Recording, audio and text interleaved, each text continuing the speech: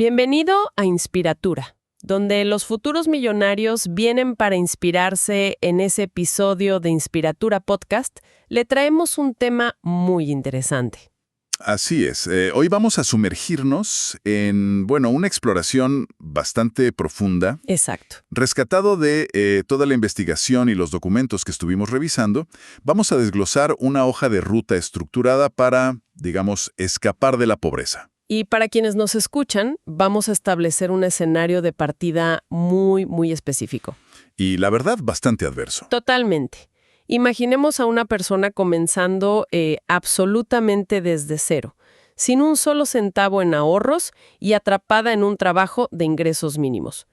La misión de este análisis es, trazar el mapa exacto para salir de esa situación y llegar a construir una fortaleza financiera. Es un punto de partida muy desafiante, pero lo que me resulta fascinante al cruzar todas estas fuentes es que la transición hacia la estabilidad no requiere de, intervenciones mágicas ni golpes de suerte.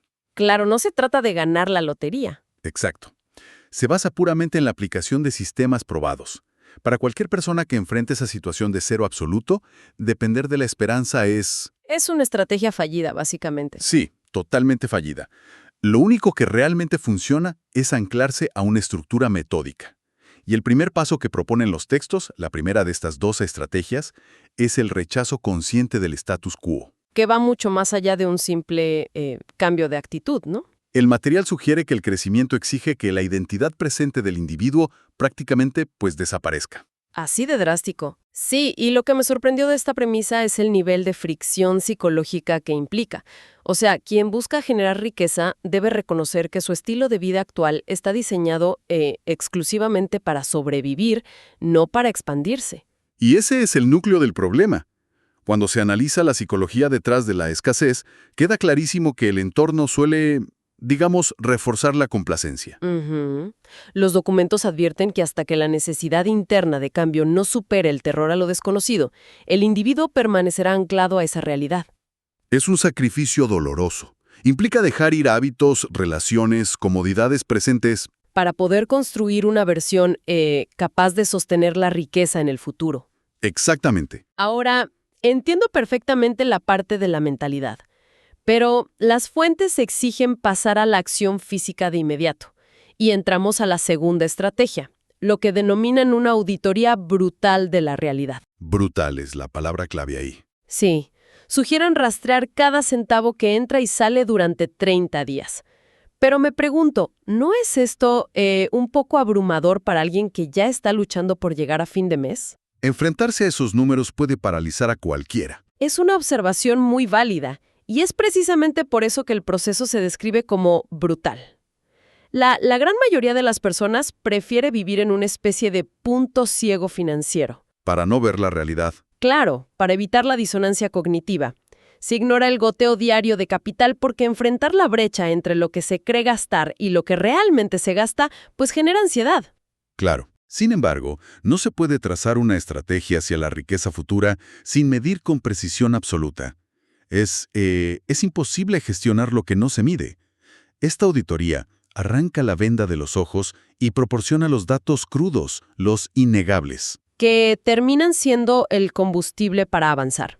Y con esos datos sobre la mesa, la estrategia número 3 es lógica: definir el umbral de supervivencia absoluta.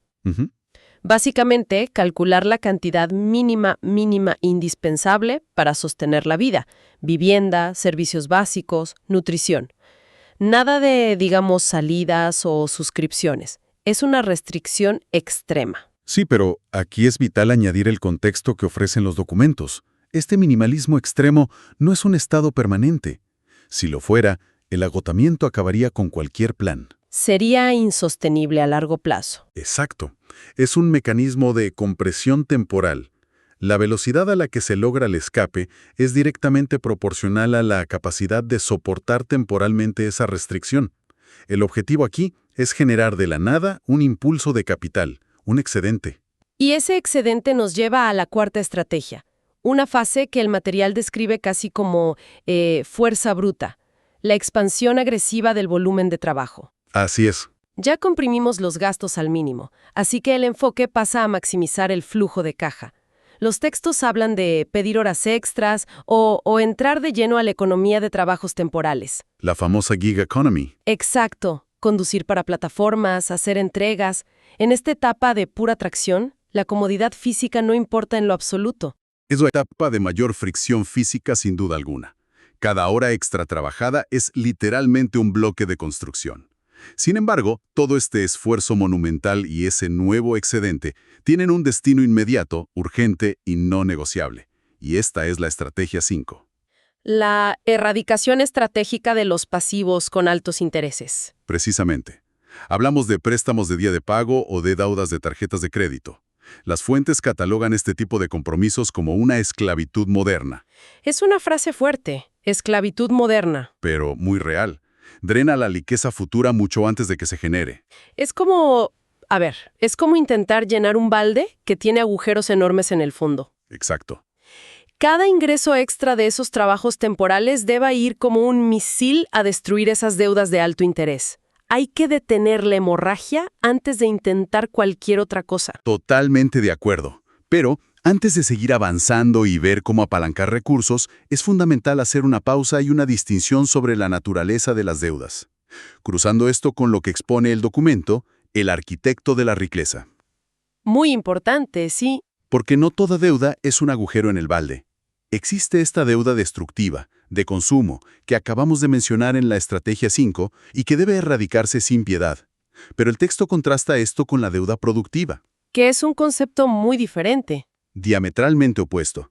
Más adelante, utilizar capital de terceros a bajo interés para adquirir negocios o bienes raíces se convierte en una herramienta, en un acelerador para el crecimiento. Esto demuestra que no toda la deuda es igual. De protección inicial. El colchón de seguridad. Exacto. Básicamente, ahorrar un mes de gastos esenciales rapidísimo. Y para ilustrarlo, los textos nos permiten pensar en esto como una construcción física. Este fondo es como verter los cimientos de concreto y colocar las vigas de acero de una casa. Es una analogía perfecta para entender el riesgo. Claro.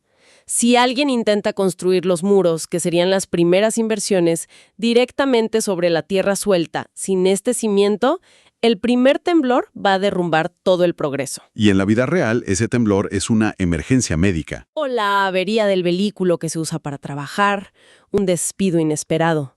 Sin el cimiento de concreto, la estructura colapsa y obliga a la persona a volver a la tierra, que en este caso son las tarjetas de crédito y las deudas usureras. Ese fondo actúa como una estructura protectora inamovible. Asegura que el progreso no se borre de un plumazo. Permite operar desde la estabilidad y no desde el pánico. Y una vez que ese cimiento está seco y firme, pasamos a la estrategia 7. Aprovechar recursos externos subutilizados. Aquí los documentos son súper directos. Hay que dejar el orgullo de lado. Completamente. Se requiere usar bibliotecas públicas para educación, transporte público, sistemas comunitarios. Es fascinante porque la sociedad a veces estigmatiza el uso de estos recursos, pero desde una perspectiva puramente táctica, ignorarlos es un desperdicio. Un desperdicio enorme, porque al redirigir ese capital limitado que, de otro modo, se gastaría en transporte privado, hacia el pago de deudas o ahorros, se acorta drásticamente el tiempo hacia la autosuficiencia. Ahora, antes de pasar a la estrategia 8 sobre escalar ingresos, me parece vital integrar un segmento especial extraído de la fuente de inteligencia emocional, porque escalar requiere un esfuerzo masivo a largo plazo. Y eso genera estrés. Mucho estrés. Demasiado. Y para sostener esa disciplina, el documento explica que es imperativo filtrar los impulsos y frustraciones a través de la mente racional. Una pausa deliberada. Exacto. Imagina trabajar 80 horas a la semana. La mente emocional va a exigir una recompensa rápida. Ese filtro emocional previene decisiones financieras destructivas bajo presión, anclando todo en la lógica y no en estados de ánimo temporales. Sin ese escudo, todo el progreso se sabotea. Y teniendo esa mente racional al mando, ahora sí entramos a la estrategia 8, el escalamiento sostenible de ingresos. Aquí hay un cambio de enfoque interesantísimo. Lo hay. Las fuentes marcan que se debe dejar atrás la fase de fuerza bruta, de trabajar más horas, para enfocarse en aumentar el valor económico de cada hora. Lograr un aumento del 30% en el pago proporciona un apalancamiento masivo. Pero para que eso sea posible, entran las estrategias 9 y 10, que repasan dos conceptos: confiabilidad y optimización. Así es. Primero, construir un historial crediticio sólido, demostrando ser un buen administrador de capital. Y luego, usar esa reputación para optimizar los pasivos a largo plazo mediante refinanciamientos, liberando flujo de caja. Es afinar el motor antes de acelerar. Y ese acelerador es la estrategia 11, la monetización de habilidades de alto valor. El mercado recompensa lo especializado. Los textos aconsejan usar Internet para dominar competencias técnicas o creativas altamente demandadas. Permitiendo cobrar precios premium. Exacto. Y esto conecta directamente con un principio clave de el plan de escape. Esta necesidad imperiosa de romper el ciclo de intercambiar tiempo por dinero. Si solo se cobra por estar físicamente presente, siempre habrá un techo. Y ahí es donde la estrategia 11 retroalimenta a la estrategia 8. Al dominar una habilidad de alto valor, se crea ese escalamiento de ingresos necesario porque la compensación ya no se mide en horas trabajadas. Se mide en el valor de la solución. Exactamente. Se liga a la magnitud del problema que resuelves. Si tu habilidad técnica resuelve un gran problema, cobras por ese valor aportado, rompiendo la trampa del tiempo. Es un salto cuántico en la mentalidad. Y hablando de saltos de mentalidad, antes de llegar a la última estrategia, la fuente riqueza en piloto automático nos pide otra evolución. Pasar de trabajador a creador de sistemas. Tal cual. La nueva etapa exige priorizar la construcción de activos, propiedades intelectuales, o sea, sistemas automatizados que sigan generando valor en el mercado mucho después de que termine el esfuerzo inicial. Y ese es el preámbulo perfecto para la estrategia 12, la transición definitiva.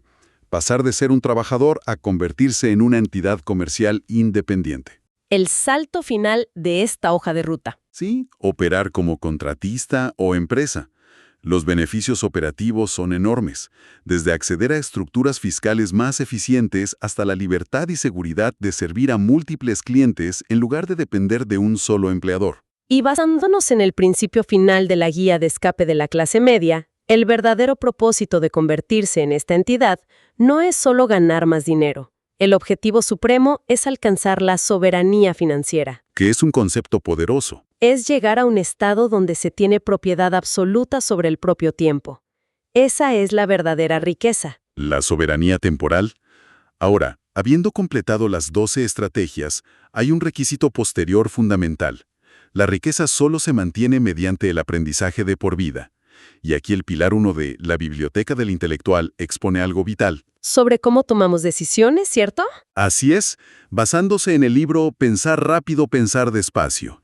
Hay que entender los sistemas duales de juicio, el sistema 1, que es emocional y rápido, frente al sistema 2, que es lógico y lento. Claro.